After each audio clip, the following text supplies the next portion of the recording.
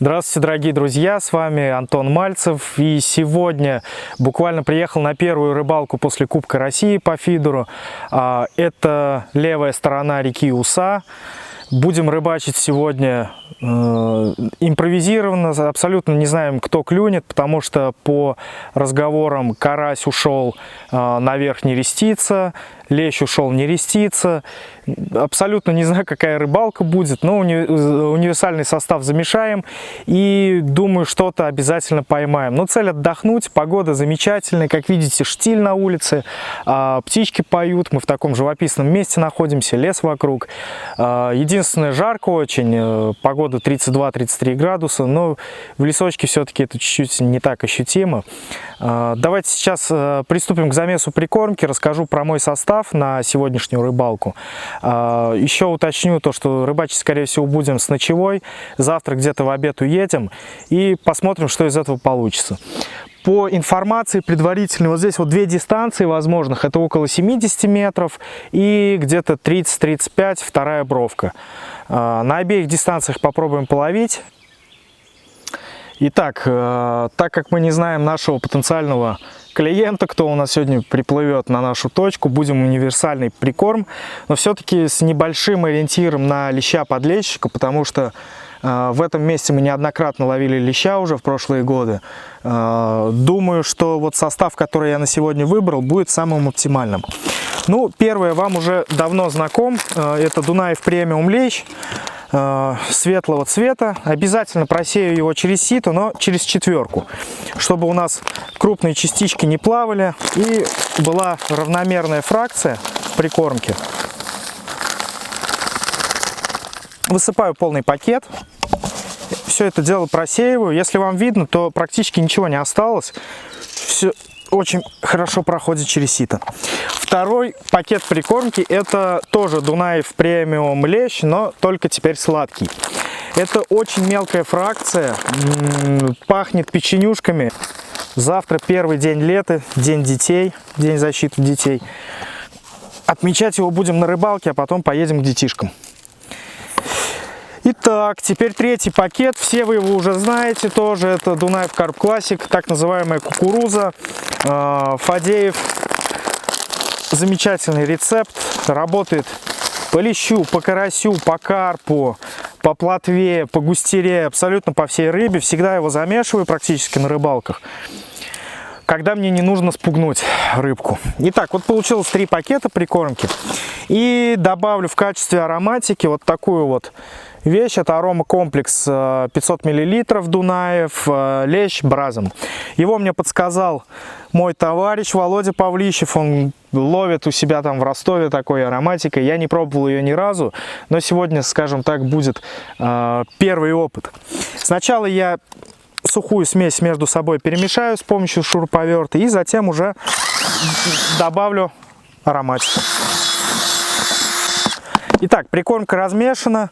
Начну добавлять ароматику. Ну, скорее всего, добавлю прям полный пузырек, постепенно увлажняя. Единственное, что хотелось бы добавить, когда я мешаю с ароматикой, то добавляю ее сначала чуть-чуть, потому что прикорм должен пропитаться частичками и не скомковаться.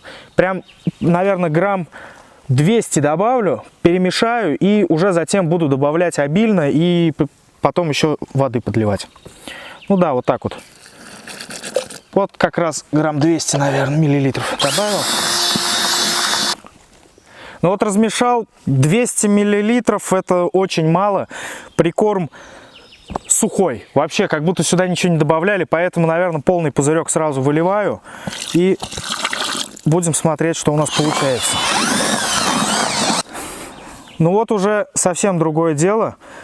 500 миллилитров как раз достаточно для того, чтобы он начал пропитываться, и затем я буду делать постепенное доувлажнение, прям по 200 миллилитров, чтобы с каждым размешиванием прикорм раскрывался более сильно. И вы заметите, когда по чуть-чуть добавляете воды, он становится более мягким и пушистым, и в какой-то один момент вы поймете, что достаточно, то есть он прям станет максимально мягким, липким и при этом не переувлажненным.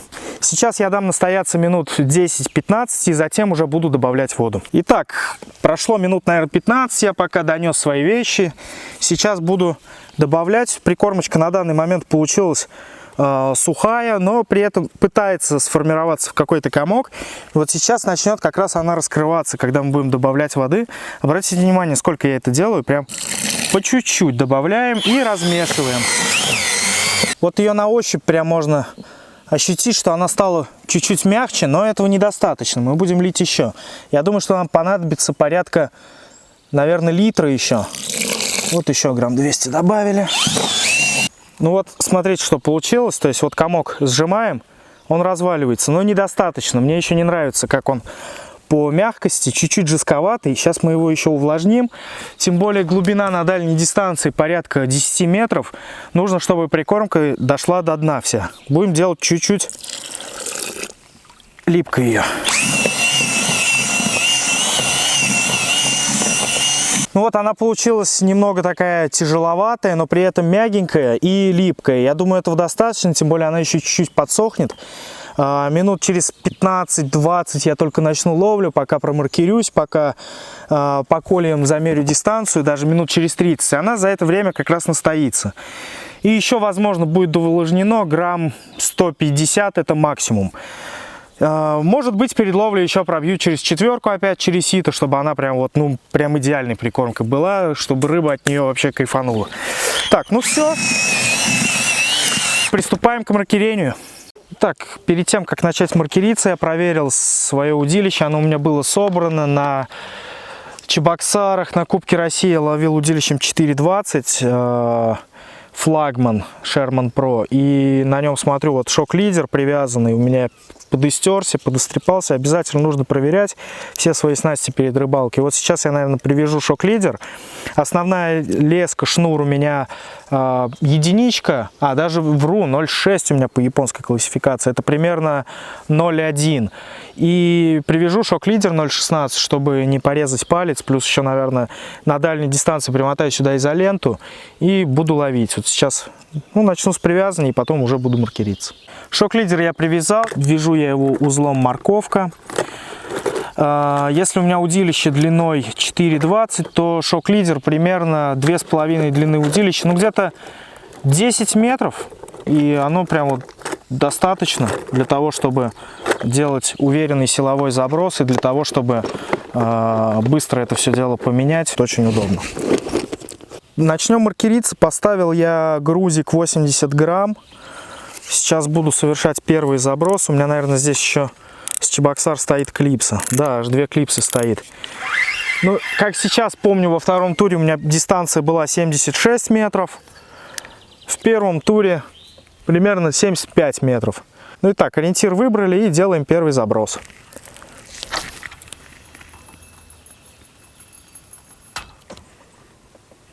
Прям до клипсы 76 метров. Глубина, кстати, не очень большая, надо кидать еще дальше. Сейчас я буду это делать. Ну, посмотрим, что у нас до берега.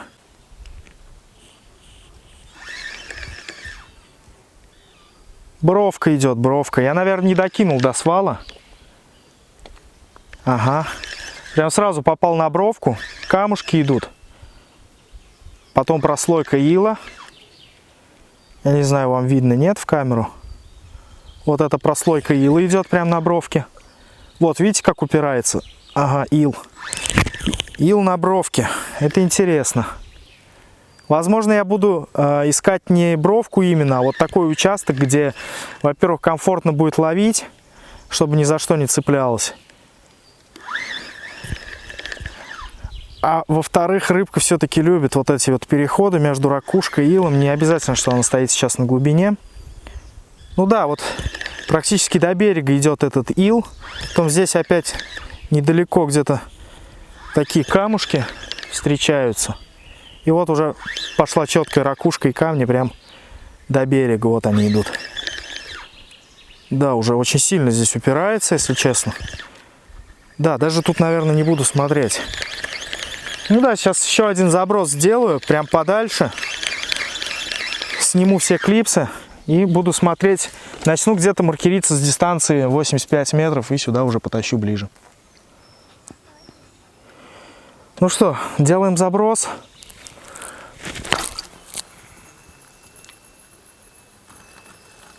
Ну да, это около 85-90 метров. Летит очень хорошо, практически. Но грузиком вообще не вкладываюсь. Руку набил в Чебоксарах. Слушайте-ка, ребят, что-то прям мелко как-то. Мне кажется, что метров, наверное, 6 там глубины.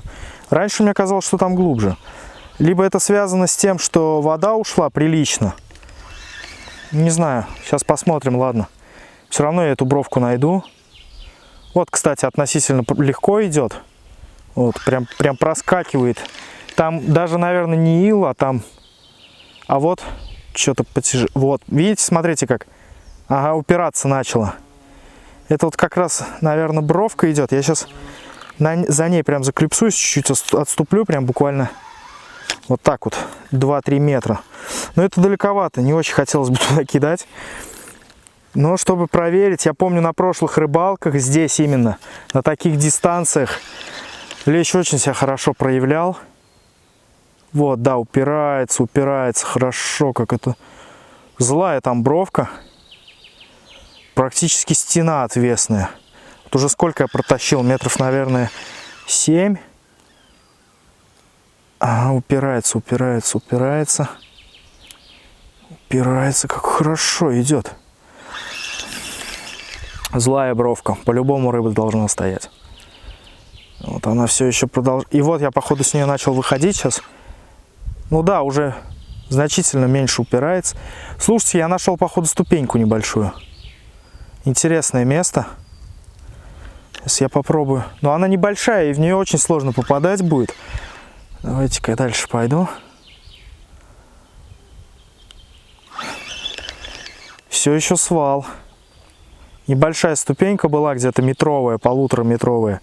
Это может быть очень результативное место.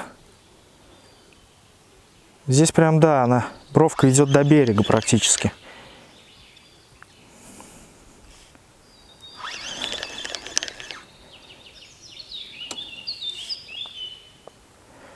Вот пошел столик. Да, вот идет столик. Это уже здесь где-то близко, метрах, наверное, 25-30, не больше. Но это потенциально еще одна точка.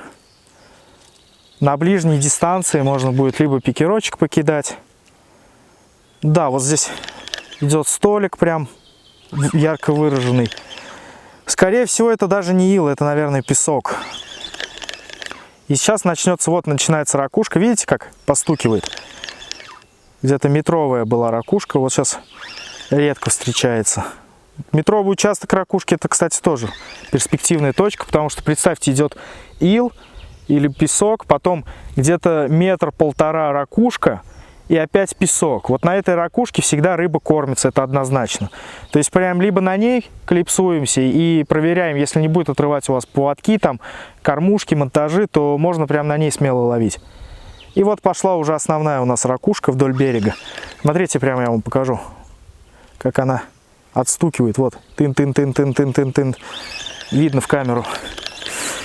Ну давайте еще раз до той дальней клипсы докинем и посмотрим, что у нас получилось.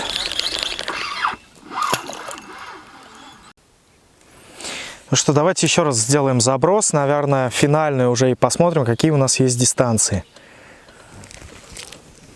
Обязательно точно прицеливаться и точно кидать в точку.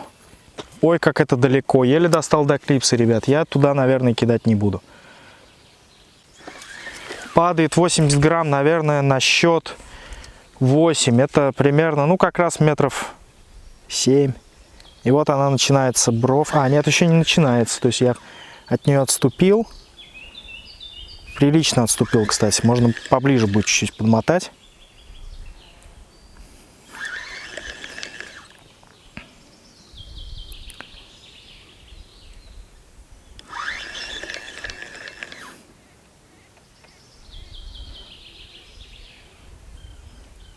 Вот начинает упираться. Прям, да, сильно упирается. Чуть-чуть отступлю. 2 метра, наверное, 3, не больше.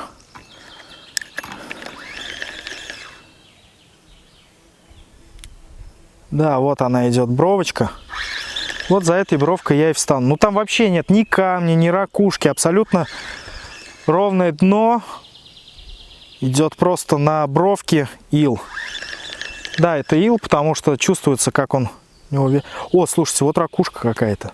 Я нашел ракушку. Это место, за него надо цепляться. Так, вот примерно здесь. Вот так вот отступлю. Почему-то в первый раз я его не нашел. Скорее всего... Да, вот. Небольшая. Вот как помните, я вам говорил, где-то метровые. Да, метровый слой ракушки. Вот на нем я, наверное, остановлюсь. Сейчас еще раз заброшу. Это уже намного ближе, где-то метрах на 50, от 50 до 60 метров. Сейчас проверим.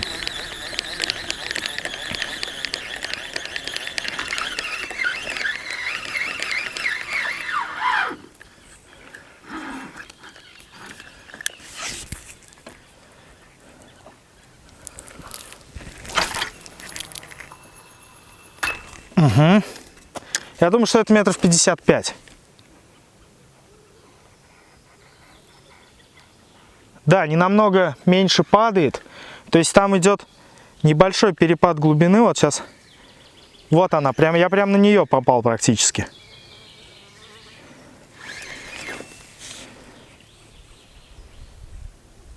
Да, где-то метровая ракушка слой. И потом опять начинается ил. Я попробую встать прямо на этой ракушке, чтобы течение, оно здесь присутствует небольшое, чтобы течение весь корм оставляло в этой ракушке. Да, первая точка у меня будет там. Перенесу ее на колышки сейчас, эту дистанцию, и проверю, сколько метров, чтобы потом в случае обрыва быстро установить свою дистанцию. Что, друзья, я перенес дистанцию на колышки, получился 63 метра. Чуть-чуть ближе, чем в прошлом году, но как раз где-то метров на 5 вода ушла, поэтому это примерно та дистанция. Ну что, поехали закармливать, дам 10 стартовых кормушек и начнем ловлю.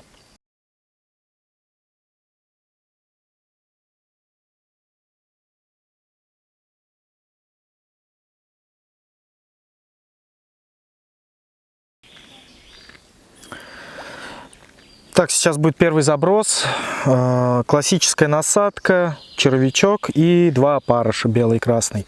Чаще всего подлещику на этом водоеме данная насадка и комбинация больше всего подходит.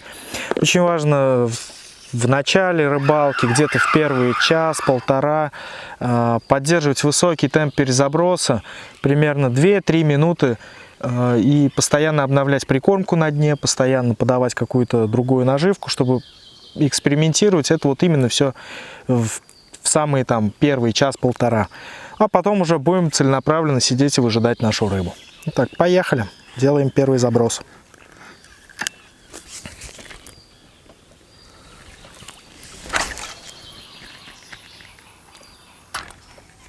Отлично летит прям в точку.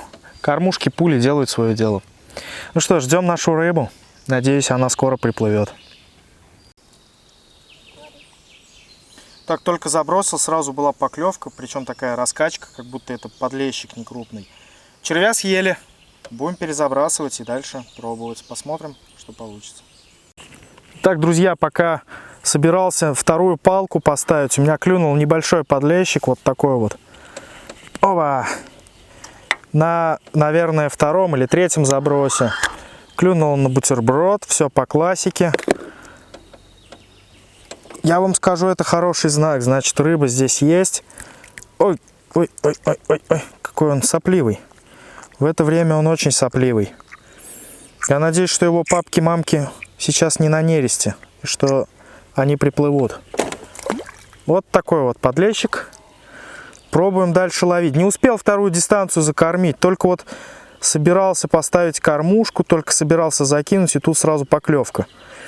Но думаю, что он все равно у нас приплывет.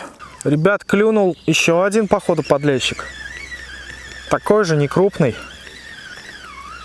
Но он мне дал подождать его минут 5, наверное. И уверенная такая поклевка, прям отдай удочку. Это место, кстати, еще славится своими сазанами. В том году мы здесь ловили сазанов с дистанции 15-20 метров.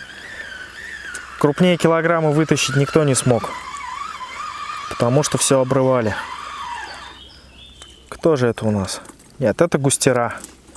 Это густера. Нет, это подлещик. Это такой мелкий подлещик. Ну, будем укрупнять. Я думаю, начнем с насадки. Сейчас попробую еще подсадить пару опарышей прямо сюда. То есть он мне не стащил ни червя, ни опарыша. У меня получится такой пучочек из 4 опарей и одного навозного червя. Это должно дать какой-то определенный результат. Либо клев вырубит совсем, либо будет клевать крупный. Посмотрим. А может, это такой мелкий подлещик, голодный настолько, что будет ловиться на все. Только время покажет. Кто-то клюнул, только поставил второй. Ах ты! Это, ребята, бычок. Громедный для наших местностей. Не, ну бывали, конечно, покрупнее, ребята.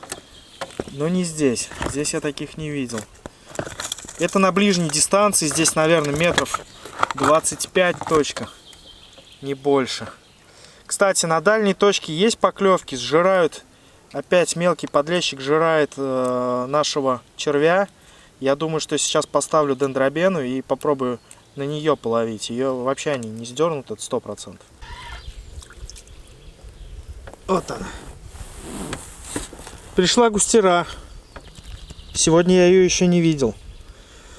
А это говорит о том, что подлещик пока у нас не особо доминирует на точке. Либо вот он мелкий вперемешку с густерой.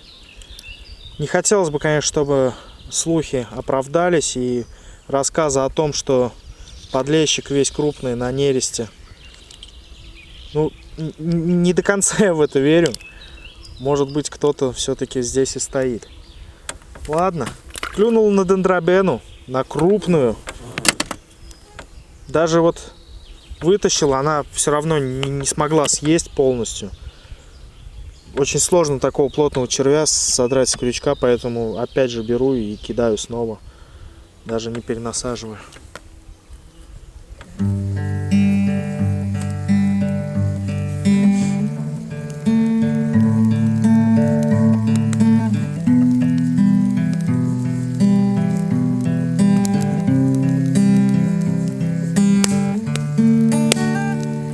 Обледневший листья окна Зарастает прозрачной водой. У воды нет ни смерти, ни дна. Я прощаюсь с тобой. Горсть тепла после долгой зимы. Донесем 5 минут до утра. Доживем. Наше море вины поглощает. Время, дыра — это все, что останется после меня. Это все, что возьму я с собой.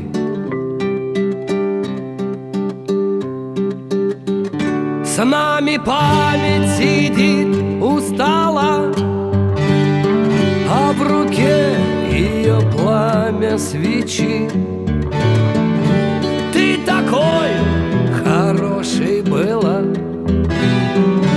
посмотри на меня, не молчи. Крики чайки на белой стене, окольцованы черной луной. Нарисуй что-нибудь на окне и шепни на прощание рекой.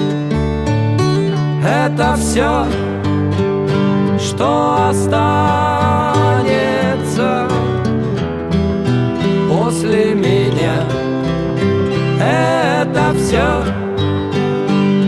что возьму я с собой.